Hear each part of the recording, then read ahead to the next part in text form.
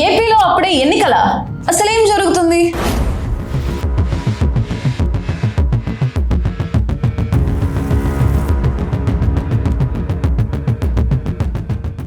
Cinema release అయ్యాక ఏం చేస్తాం?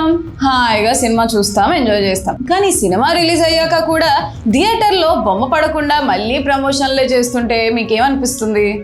పిచ్చెక్కిపోతుంది కదూ. సరిగ్గా ఇప్పుడు ఆంధ్రప్రదేశ్ పరిస్థితి కూడా ఇలాగే ఉంది.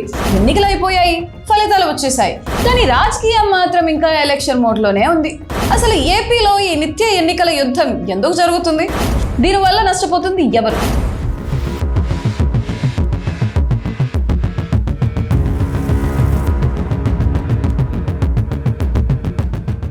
నిజానికి ఒకప్పుడు పాలిటిక్స్ అంటే ఎలక్షన్ నోటిఫికేషన్ వచ్చాక మాత్రమే హడావిడి ఉండేది. మహా అయితే ఒక నెల రోజులు, ఆ తర్వాత గెలిచిన వారు పాలన, ఓడిన వారు ప్రతిపక్ష పాత్ర పోషించేవారు.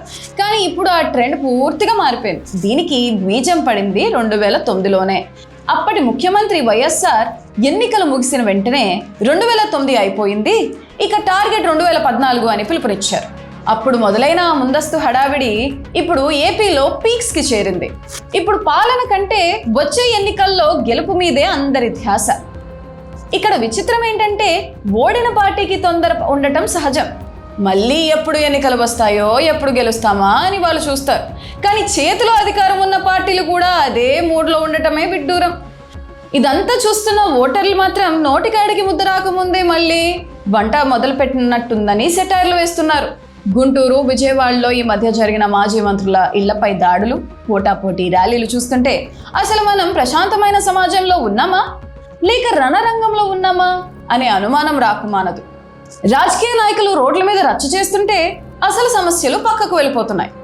ఊపిరి ఆడనివ్వని ట్రాఫిక్, ర్యాలీలు, సోషల్ మీడియాలో బూతులు యుద్ధాలు, కేంద్ర బడ్జెట్లో ఏపీకి ఏం వచ్చింది అని నిలదీయాల్సిన అధికార ప్రతిపక్ష పార్టీలు తమలో తాము కొట్టుకుంటూ రాష్ట్రాన్ని గాలికి వదిలేశాయి.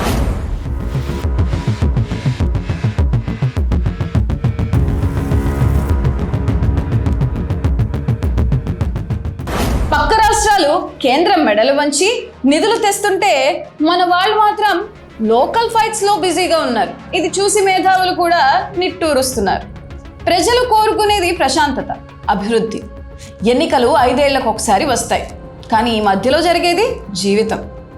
ప్రభుత్వం పాలన మీద దృష్టి పెట్టాలి, విపక్షం ప్రజా సమస్యల మీద పోరాడాలి. కానీ ఇద్దరూ కలిసి ఎన్నికల కోసమే పనిచేస్తే నష్టపోయేది మనమే. మరి మీరేమంటారు? ఈ నిత్య రాజకీయ యుద్ధం సరైనదేనా లేక పాలన మీద ఫోకస్ పెట్టాలా? కింద కామెంట్ చేయండి.